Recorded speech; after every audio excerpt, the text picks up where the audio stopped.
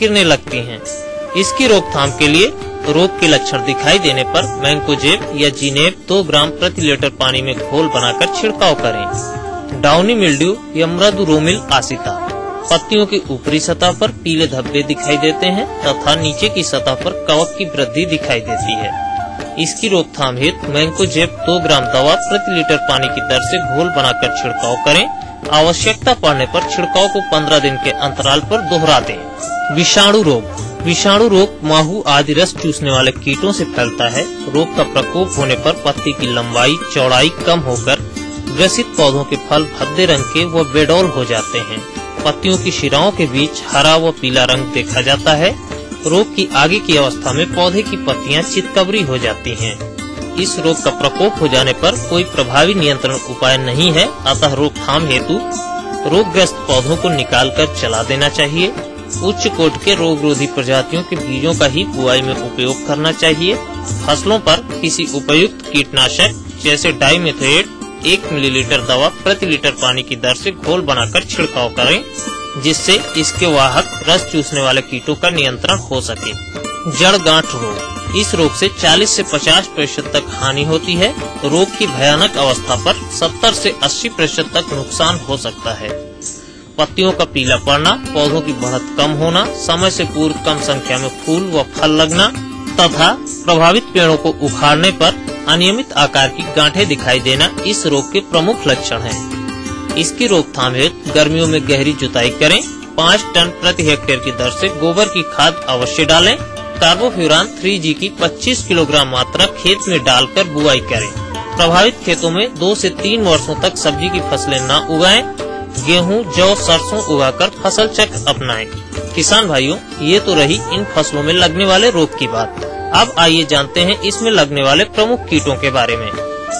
तो इसका सबसे भयानक कीट है कद्दू का लाल भ्रंग कीट। यह कीट लाल रंग का होता है तथा अंकुरित एवं नई पत्तियों को खाकर छलनी कर देता है। इसके प्रकोप से कई बार पूरी की पूरी फसल नष्ट हो जाती है। इसके नियंत्रण हेतु फसल में कार्बोरिल 5% या मिथाइल पैराथियान 2% चूर्ण का 20 किलो प्रति हेक्टेयर की दर से बुरकाव करें। इसका अगला प्रमुख कीट है फल मक्खी। पौधों की फल वाली अवस्था पर फल मक्खी का आक्रमण होता है और यह मक्खी अपने डंक के द्वारा फलों के अंदर अंडे दे देती है और अंडे से निकलने वाले मैगट फलों को अंदर ही अंदर खा के खराब कर देते हैं। बाहर से देखने पर फल बिल्कुल सूखने लगता है और फल को तोड़कर देखने पर फल पूरा अंदर से सड़ा हुआ दिखाई देता है। इसके नियंत्रण हेतु प्रभावित फलों को भूमि में गहरा गाड़ कर नष्ट कर दें। मैलाथियन 50 EC या डाइमेथोएट 30 EC का 1 मिलीलीटर दवा प्रति लीटर पानी की दर से घोल बनाकर छिड़काव करें। इसके बेहतर प्रबंधन हेतु शीरा या शक्कर के 1 लीटर घोल में मैलाथियन 50 EC 10 मिलीलीटर मिलाकर प्रलोभक तैयार करें और इसे प्यालों में 50 से 100 मिलीलीटर प्रति प्याले में डालकर खेत में कई स्थानों पर रखें। इससे मक्खियां इस प्रलोभक में गिरकर नष्ट हो जाती हैं और उनके नियंत्रण में सहायता मिलती है। इस प्रकार किसान भाइयों, कद्दू और गी फसलों की फसल सुरक्षा हेतु अगर बताई गई प्रबंधन तकनीकों को अपनाया जाए तो आप अपनी फसल को इन रोग कीटों से बचाते हुए अच्छा उत्पादन प्राप्त कर सकेंगे।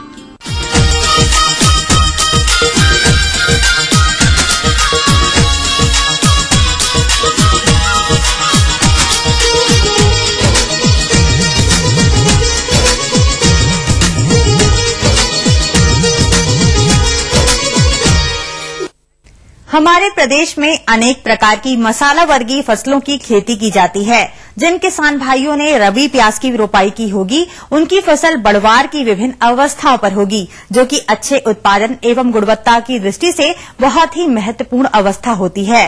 और इस समय इस फसल में कुछ शस्य प्रबंधनों को करने की आवश्यकता होती है, जैसे सिंचाई, खरपतवार प्रबंधन, उर्वरक प्रबंधन तथा कीट रोगों से बचाव इत्यादि।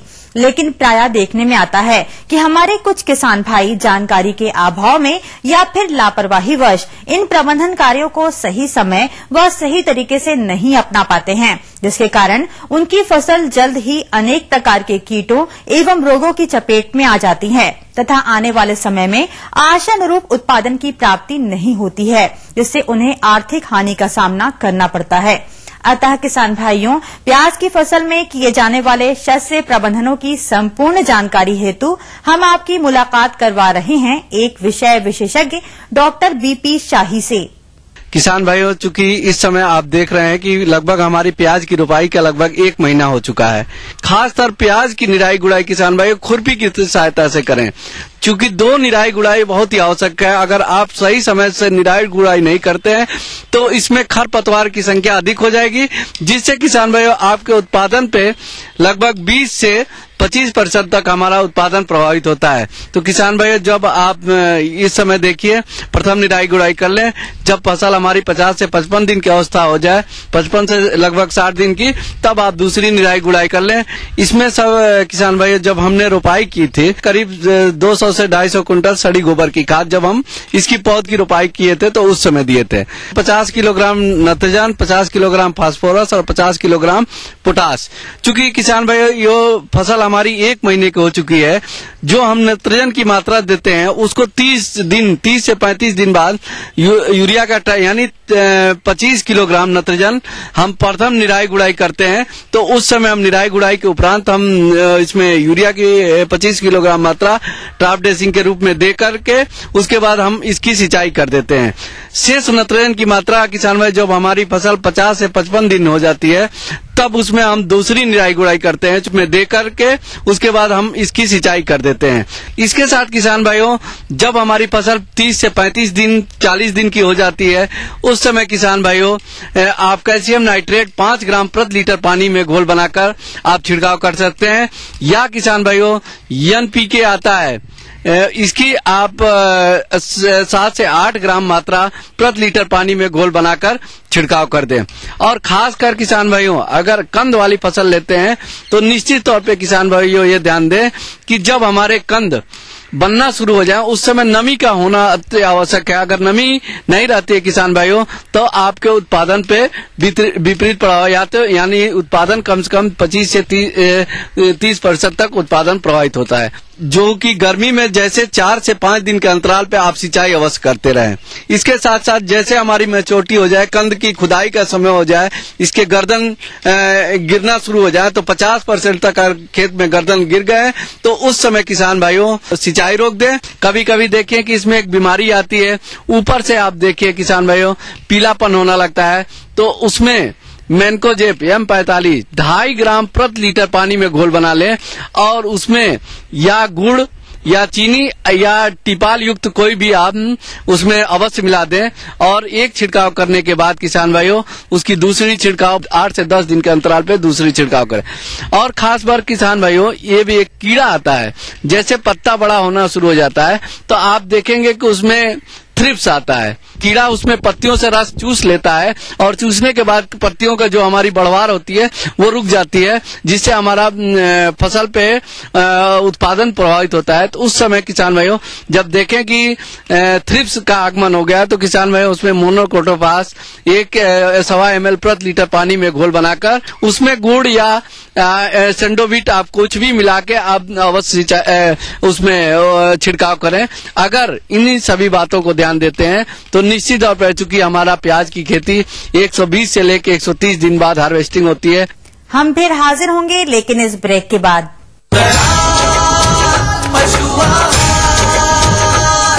असली भरोसेमंद दयाल पशु आहार, दूध दमदार, आंख शानदार। सतारा जिले के राम बहू पाटिल महिंद्रा फाइनेंस को जब मिले आए थी उनके पास सिर्फ पुरखों की जमीन, ट्रैक्टर कहाँ था, सिर्फ हौसला था मन में पक्का, जिसे हमने पहचाना। जहाँ दूसरों ने देखा सिर्फ एक आम बंदा, हमने देखी बंदे की कमाने की क्षमता। इसीलिए कहते हैं वाहन कोई भी हो लोन हम देंगे। महिंद्रा फाइनेंस, बंदे में दम, पहचाने सिर्फ हम।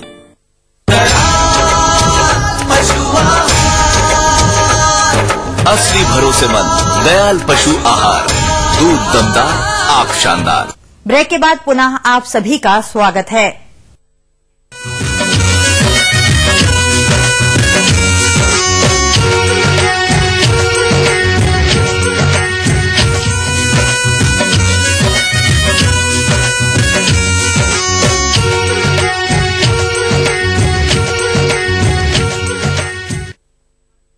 लाख पालन के उद्देश्य से झारखंड के बहुत से कृषक बंधुओं ने सेमिया लता, जो लाख की पोषक पौध है, विगत जुलाई अगस्त माह में लगाए होंगे। उनके पौध इस समय बढ़वार की अवस्था लिए खेतों में खड़ी होगी और आने वाले आगामी जुलाई अगस्त माह में लाख की बीहन चढ़ाएंगे। इस बीच सेमिया लता की पौध व फसल में रिक्त स्थान का लाभ लेने के उद्देश्य से छोटे जोत वाले कृषक भाई प्रति इकाई क्षेत्रफल में टमाटर, बैगन, मिर्च इत्यादि की अंतः फसल उगाकर कम लागत खर्च में अधिक लाभ प्राप्त करने के लिए किए होंगे। उन्हें अच्छा लाभ तभी मिलेगा जब समय समय पर सेमिया लता पौध के साथ साथ अंतः फसल से अच्छा लाभ लेने के लिए इसमें किए जाने वाली सामयिक प्रबंधनों जैसे सेमिया लता पौध की कटाई छटाई के साथ अंतः फसलों की निराई गुड़ाई, सिंचाई, खाद उर्वरक प्रबंधन इत्यादि। परंतु इन शस्य क्रिया प्रबंधनों को कैसे करना है, इसकी जानकारी के लिए आपकी मुलाकात करवाते हैं मागू बांध, नामकुम, रांची के प्रगतिशील कृषक प्रकाश सांगा से। अभी हम लोग सेमिया लता की कटाई छटाई करते हैं। इसी सीजन छठी फसल कुसमी की हम संचारण भी साथ साथ करते हैं और जिस सेमिया लता की हाइट ऊंचाई हमारा करीब 3.5 फीट 4 फीट का है, उस पर हम कुसमी लाख जोठी फसल का संचारण करते हैं। उसके लिए हम बिहन उत्तम क्वालिटी का बिहन का चुनाव करते हैं और 60 मेष की नायलॉन जाली में भरकर हम सेमिया लता के पौधों पर बांधते हैं।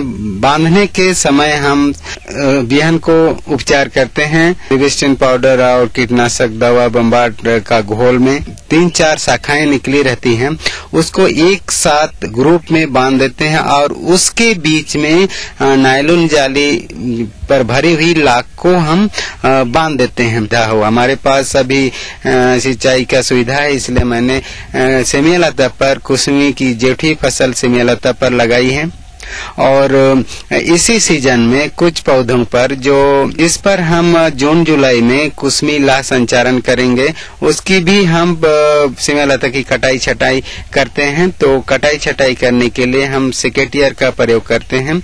उसमें ये ध्यान रखते हैं कि हमारा जो डाली है वो ना फटे। बाजार में आती है दोनों हाथों से दबाने तो औजार होती है काटने वाली कैंची के आकार की, उससे भी हम बढ़िया से सेमिया लता का पौधा को कटाई करते हैं। और कटाई के समय ये ध्यान रखते हैं कि सेमिया लता का जो हाइट होता है जमीन से वो 1 फीट का हाइट में हम काटते हैं, तो उसमें ज्यादा से ज्यादा शाखाएं आती हैं और हवा धूप का भी आवागमन सावधानी पूर्वक हो जाता है। और जब हम जोठी फसल गर्मी में लगाते हैं तो उस समय हम ये ध्यान रखते हैं कि उस सेमिया लता पर जो हमारा पत्ती है वो हमारा हरा भरा हो और उस पर ज्यादा धूप ना हो, वैसे ही पौधों का चुनाव करते हैं।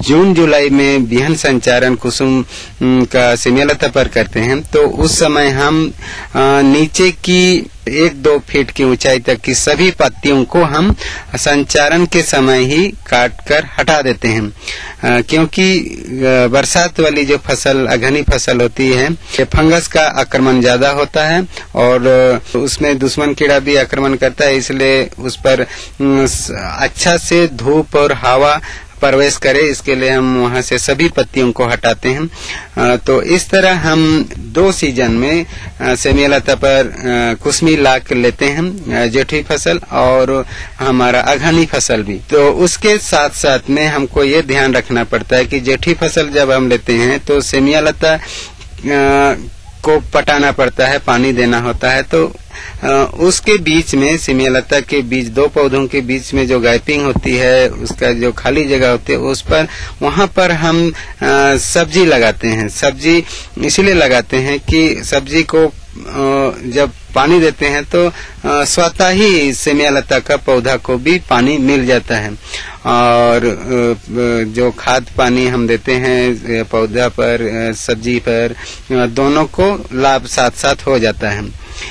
अघनी फसल सेमिया लता पर लेते हैं तो उस समय भी हम वहां पर जो घास पात होती है उसको हटा देते हैं, क्योंकि अघनी फसल के लिए बरसात के सीजन में वहाँ पर घास रहने से ज्यादा शिशु कीट मरते हैं, फंगस का आक्रमण होता है। इसीलिए उस समय हम घास पात को हटा देते हैं और निकौनी करते हैं और हर साल गोबर की खाद डालते हैं। तो इसी तरह हमारा अघनी फसल, जेठी फसल हम कुसुम पर से सेमियालता पर, फिर सेमियालता से कुसुम पर भी लेते रहते हैं।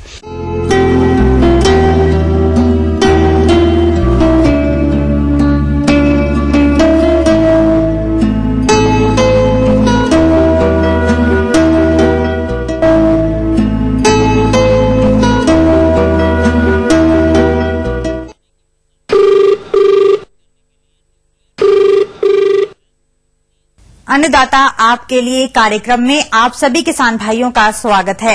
चलिए आगे बढ़ाते हैं आपके द्वारा पूछे गए प्रश्नों के जवाबों की कड़ी को, जिसके तहत पहला प्रश्न पूछा है। कठारा जिला बोकारो से अभय कुमार सिंह जी ने, आप बकरी पालन का व्यवसाय करते हैं। अभी हाल ही में आपकी कुछ बकरियों ने बच्चे को जन्म दिया है। आप अन्नदाता कार्यक्रम के माध्यम से जानना चाहते हैं कि इन दुधारू बकरियों का आहार प्रबंधन कैसे किया जाए ताकि उनसे अधिक से अधिक दूध की प्राप्ति हो सके। तो अभय जी, आपका प्रश्न काफी महत्वपूर्ण है। दुधारू बकरियों के वांछित दूध की प्राप्ति हेतु यह जरूरी है कि इन्हें संतुलित आहार सही मात्रा में दिए जाए। हमारे देश में अच्छी नस्लों की कुछ बकरियां 1.5 से 2 लीटर दूध प्रतिदिन देती है। बच्चा जन्मने के बाद 4 महीने तक उनसे दूध लिया जा सकता है। अच्छी किस्म का हरा चारा या घास 5 से 6 किलोग्राम प्रतिदिन खिलाने से उन्हें वांछित पोषक तत्व प्राप्त हो जाते हैं। यदि अच्छे किस्म का हरा चारा उपलब्ध न हो तो घास या चारे के अतिरिक्त 250 से 300 ग्राम दाना मिश्रण प्रतिदिन खिलाना चाहिए। दाना मिश्रण में किसी भी अनाज का दर्रा 30%, दालचीनी, चोकर या राइस पॉलिश 55%, खली 12%, लेमन मिश्रण 2% एवं नमक 1% होना चाहिए। इस प्रकार अगर आप अपने दुधारू बकरियों का आहार प्रबंधन करते हैं तो अवश्य आपको इनसे अधिक से अधिक दूध की प्राप्ति होगी। दूसरे प्रश्न के माध्यम से जानने की इच्छा जाहिर की है। ग्राम रामतोली, जनपद रांची के कृषक रमेश कुमार राय, आपने अन्नदाता निःशुल्क फोन संपर्क सेवा के माध्यम से हमें बताया कि आप पशुओं में कृत्रिम गर्भाधान के बारे में जानकारी चाहते हैं। तो रमेश जी, इस हेतु जानकारी के लिए देखिए कार्यक्रम की इस प्रस्तुति को। पशुओं के लैंगिक परिपक्वता आयु, जाति, पोषक, स्वास्थ्य तथा पर्यावरण पर निर्भर करती है। सामान्यतः बछड़ी लगभग 3 वर्ष की आयु में परिपक्व हो जाती है। जहाँ तक पशुओं में प्रजनन की विधियों की बात है तो इसका अंतर्गत प्राकृतिक प्रजनन और कृत्रिम प्रजनन होते हैं। प्राकृतिक प्रजनन विधि सरल एवं प्रकृति प्रदत्त विधि है। हमारे राज्य में लगभग 70% से अधिक गौवंशीय पशु अशुद्ध किस्म के हैं, यानी कि किसी शुद्ध नस्ल के नहीं हैं। ऐसे पशुओं का दूध उत्पादन भी बहुत कम होता है, यानी कि 200 लीटर प्रति व्याध से भी कम। इन पशुओं की उत्पादन क्षमता बढ़ाने के लिए प्रजनन की उन्नतशील विधियों का प्रयोग किया जा रहा है। सीमित साधनों तथा अन्य कारणों द्वारा प्राकृतिक प्रजनन नहीं अपनाया जा सकता है। अतः निम्न कोटि के पशुओं में सुधार के लिए एवं उत्तम साड़ों की कमी को देखते हुए तथा प्राकृतिक गर्भाधान की हानियों को देखते हुए कृत्रिम गर्भाधान ही एकमात्र उपाय नजर आता है। इस कृत्रिम गर्भाधान विधि का मुख्य उद्देश्य शीघ्रता से पशु सुधार करना है, जिससे पशुओं का उत्पादन बढ़ाया जा सके तथा कृषि कार्यों हेतु उत्तम बैल भी प्राप्त किया जा सके। इस विधि के प्राकृतिक विधि की तुलना में अनेक लाभ हैं, जैसे इस विधि द्वारा उत्तम साढ़ की उपयोगिता बढ़ जाती है, क्योंकि उत्तम साढ़ का प्रयोग सभी पशुपालक कर सकते हैं एवं साढ़ में विद्यमान सभी गुणों का लाभ सीमित रहने के स्थान पर विस्तृत हो जाते हैं। साढ़ों की कमी की समस्या का समाधान हो जाता है।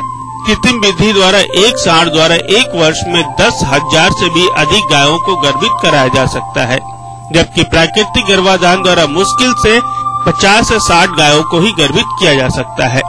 प्रत्येक पशुपालक द्वारा अपने पशुओं के लिए साढ़ रखने की आवश्यकता नहीं रहती। इस प्रकार साढ़ के पोषण और प्रबंधन पर व्यय नहीं करना पड़ता है। प्राकृतिक विधि में अंतः प्रजनन यानी कि इन ब्रीडिंग के घातक प्रभाव से बचाने के लिए साँडों को नियमित रूप से बदलना पड़ता है, जबकि कृत्रिम विधि में ये समस्या नहीं रहती। इस विधि द्वारा दूरस्थ साँडों के वीर्य को वायुयान या अन्य किसी साधन द्वारा मंगवाकर प्रयोग किया जा सकता है, अर्थात संसार के किसी भी स्थान पर उपलब्ध साँड का उपयोग किया जा सकता है। यदि कृत्रिम विधि को पूर्ण स्वच्छता तथा प्रशिक्षित तकनीशियों द्वारा कराया जाए तो नर और मादा में जननेंद्रियों के रोगों के फैलने की संभावना नहीं रहती है। भारी एवं बड़े साँडों के वीर्य को भी छोटी गायों के लिए उपयोग में लाया जा सकता है। यदि सही समय पर कृत्रिम गर्भाधान कराया जाए तो गर्भ ठहरने की दर बढ़ जाती है, क्योंकि प्राकृतिक विधि द्वारा कई बार सहवास कराने की जरूरत पड़ती है। सामान्यतः गाय के मध्य में आने के बाद मध्य से अंत मध्य की अवधि तक के बीच में गर्भाधान कराने से गर्भ ठहरने की अधिक संभावना रहती है। यह विधि प्रजनन रिकॉर्ड रखने में सहायक होती है। जो मादा लंगड़ी या फिर सामान्यतः सहवास नहीं कर पाती है, ऐसी मादाओं को कृत्रिम विधि द्वारा गर्भित किया जा सकता है। इस विधि द्वारा उत्पन्न बच्चों की उत्पादन क्षमता बढ़ जाती है तथा लागत कम आती है, तथा पशुपालकों को आर्थिक लाभ होता है। जहाँ तक इसके अंतर्गत रखी जाने वाली सावधानियों की बात है तो कृत्रिम गर्भाधान प्रशिक्षित व्यक्ति द्वारा ही कराया जाना चाहिए। प्रशिक्षित कार्यकर्ता पशु के जननांगों की रचना तथा कार्य विधि की भली भांति ज्ञान होना आवश्यक है। कृत्रिम गर्भाधान में काम लिए गए समस्त उपकरणों को समुचित स्वच्छ रखना आवश्यक है। उनका जीवाणु हनन आवश्यक है, अन्यथा थोड़ी सी लापरवाही करने पर रोग फैलने का डर रहता है। यातायात की उचित व्यवस्था होनी चाहिए ताकि वीर्य को इच्छा अनुसार स्थान पर पहुंचाया जा सके। आइए बात करते हैं सुधार के उपाय पर। अवांछित साँडों का वंध्याकरण करा देना चाहिए ताकि वे प्राकृतिक प्रजनन करके नस्ल खराब न कर सके। अनुपयोगी पशुओं को गौसदन अथवा गौशालाओं में भेज देना चाहिए। मादा पशु को प्रसव होने के 2 माह बाद तुरंत ही गर्भित कराना चाहिए। प्रसव के बाद आने वाले प्रथम मध्यकाल के दौरान ही गर्भाधान करवा देना चाहिए। कृत्रिम गर्भाधान कराने के पश्चात कम से कम 3-4 घंटों के लिए गाय को एकांत में रहने देना चाहिए। जो गाय बार बार फिरती हो अथवा गर्भ आसानी से नहीं ठहरता हो, उसे योग्य पशु चिकित्सक को दिखाना चाहिए।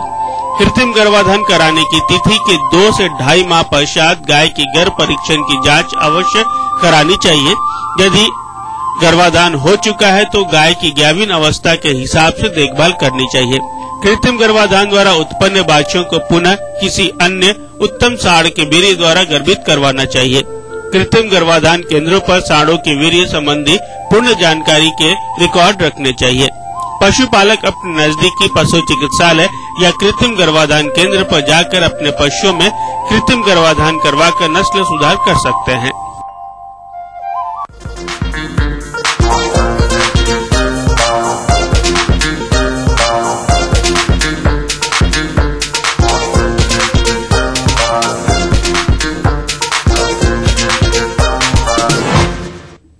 आइए देखते हैं प्रदेश के विभिन्न मंडियों के कृषि उत्पाद के भाव।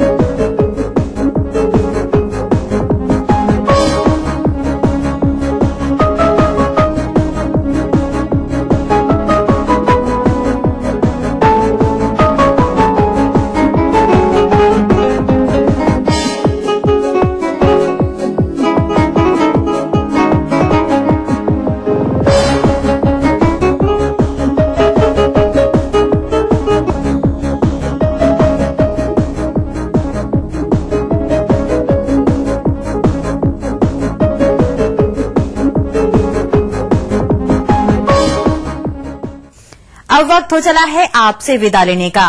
कल हम फिर हाजिर होंगे नई जानकारियों के साथ। आज्ञा दीजिए, नमस्कार।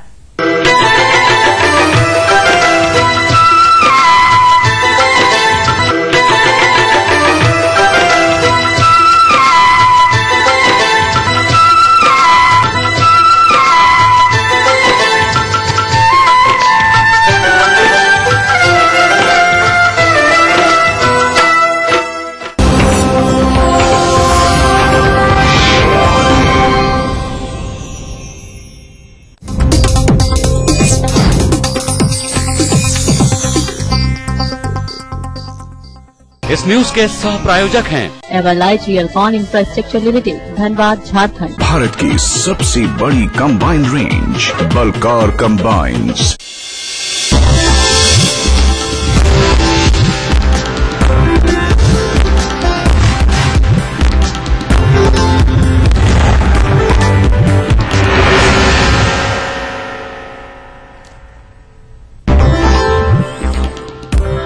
सूबे में रखवाले ही उड़ा रहे कानून का मजाक। कोर्ट से फरार घोषित वारंटी को बेतिया पुलिस ने दिया बेहतर कैरेक्टर का सर्टिफिकेट। भागलपुर नाव हादसे में 8 शव बरामद, 2 अभी भी लापता। मरने वालों में 7 महिलाएं और 1 बच्ची शामिल। पीड़ितों से मिले शहनवाज हुसैन। बिहारवासियों को बिजली कटौती से मिलेगी निजात। अक्टूबर में एनटीपीसी बाढ़ के पहले यूनिट से शुरू होगा उत्पादन। प्रदेश में हर साल मनेगा साहित्य उत्सव। मुख्यमंत्री नीतीश कुमार का ऐलान। बिहार दिवस पर गांधी मैदान में अलका याग्निक ने बांधा समा। और सोनपुर में भाजपा नेता राजीव प्रताप रूडी पर चढ़ा होली का रंग। सासाराम में भी फगुआ गीतों पर झूमे लोग।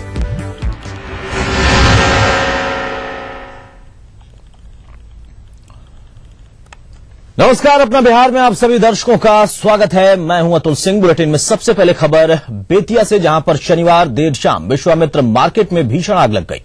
इस घटना में लगभग 30 दुकानें जलकर खाक हो गई। मौके पर पहुंची दमकल की टीम ने कड़ी मशक्कत के बाद आग पर काबू पाया। मिली जानकारी के मुताबिक मार्केट के अंदर एक जनरेटर रूम था और आग की शुरुआत वहीं से हुई। आपको बता दें कि विश्वामित्र मार्केट में 100 से ज्यादा दुकानें हैं, जिसमें ज्यादातर कपड़े की दुकानें हैं। अगलगी की इस घटना में लाखों की संपत्ति के नुकसान होने की आशंका है, लेकिन आकलन अभी बाकी कि कुल कितना एक्यूरेट नुकसान यहां पर हुआ है। लेकिन 30 दुकानें जलकर खाक हो गई। जनरेटर रूम से इस आग की शुरुआत हुई। कारण अभी स्पष्ट नहीं है यहां पर कि आखिर आग कैसे लगी, लेकिन शॉर्ट सर्किट एक वजह यहां पर हो सकती है या फिर कुछ अन्य भी, इस पर भी विचार। लेकिन इस बीच में 30 दुकानें जलकर खाक हो गई। ज्यादातर दुकानें कपड़े की ही थी, इसलिए आग की भयावहता का अंदाजा लगाया जा सकता है। तेजी से आग फैली कपड़े की वजह से और आग पर जब तक काबू पाया जाता तब तक लाखों का नुकसान हो चुका था। और चलिए इस वक्त हमारे साथ हमारे सहयोगी प्रफुल्ल जोड़ा, उनसे बात करते हैं। प्रफुल्ल, 30 दुकानें जलकर खाक, लाखों का नुकसान है। कुछ कारण स्पष्ट हो पा रहा है कि आखिर वजह क्या थी? जनरेटर रूम से आग की शुरुआत हुई थी, ऐसी खबर है। मैं आपको बता दूं कि ये विश्वामित्र मार्केट जो है वो शहर के बीचों बीच में स्थित है और काफी घना मार्केट उसको कहते हैं। एक के बाद एक एकदम सटे हुए काफी लगभग सैकड़ों की संख्या में दुकानें हैं। ये आग जो लगी वो जनरेटर रूम से, जैसा कि सुबह में मैं अभी घटनास्थल पे हूँ, वहाँ पे लोगों का ये कहना है कि बीच मार्केट के चारों तरफ बाजार है और बीच में एक जनरेटर रूम है। उसी जनरेटर रूम से शॉर्ट सर्किट के कारण ये आग लगी है चारों से। और सबसे बड़ी बात यह है कि उस मार्केट के बीच में एक दारू की दुकान है, शराब की जो दुकान है, उसमें काफी स्टॉक भी किया गया था होली को देखते हुए। तो आग जो फैला ज्यादा थे, आग की जो ज्यादा जो आसपास जो फैलने का कारण वो ये बताया जा रहा है कि सबसे पहले जो आग जो है वो दारू दुकान में लगी, शराब दुकान में लगी। उसके बाद ये आग चारों तरफ फैल गया और लगभग करीब 30 दुकान जो है इसकी चपेट में और पूरी तरह जलकर राख हो गए हैं। फिलहाल अभी तक कोई पदाधिकारी इससे नहीं आया जिससे जो ये पुष्टि कर सके, ये आकलन बता सके नुकसान कितना है। लेकिन निश्चित तौर पे ये लाखों का नुकसान इसमें बताया जा रहा है। बिल्कुल प्रफुल्ल, लाखों का नुकसान है। होली बेहद करीब है और इस बीच में जो तैयारियां होती हैं, दुकानदार नए कपड़ों का स्टॉक रखते हैं ताकि होली के मौके पर तमाम ग्राहक जो पहुंचेंगे, खरीदार पहुंचेंगे, उनके लिए सारी व्यवस्थाएं वहां पर हों। बेहद नुकसानदेह रहा ये पूरा घटनाक्रम उनके लिए।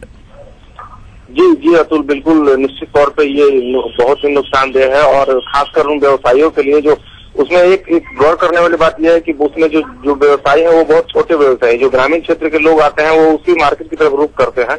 और जिसके कारण है कि दुकानदार अभी होली के समय में अपने दुकान में जितना सामान होता है वो ज्यादा से ज्यादा संख्या में रखते हैं ताकि ग्राहक आए और वहां से सामान खरीद ले।